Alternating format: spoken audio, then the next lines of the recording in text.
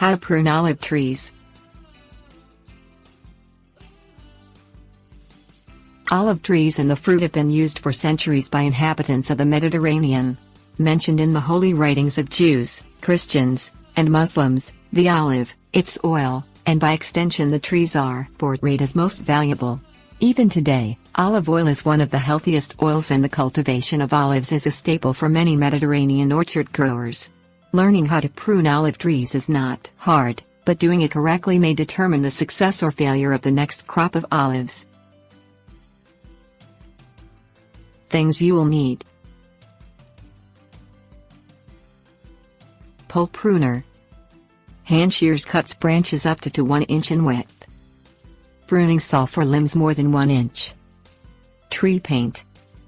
Wait until early spring and prune your olive trees beginning low at the base of the trees rather than the upper branches. Olives are notorious for prodigious growth of suckers all around the perimeter of the tree. Since these suckers divert strength from the growing flora, it is imperative to remove them. Cut them with your hand shears as close to the trunk and soil as possible. Search for dead wood. You will notice bare branches and even entire limbs that may not have survived since your last pruning. Switch over to your pruning saw and carefully saw off the affected limbs. Do not cut too close to the trunk, but instead leave a small stub remaining. This avoids injury to the actual trunk and also prevents the introduction of pests or disease into the tree.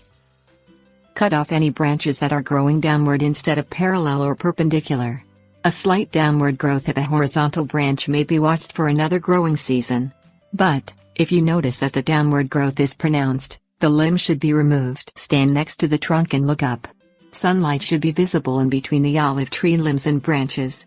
If you notice that there is a thick spot where too many branches are crowding out the daylight, you need to thin out the tree. Failure to remove some of the branches may result in deadwood after the current growing season.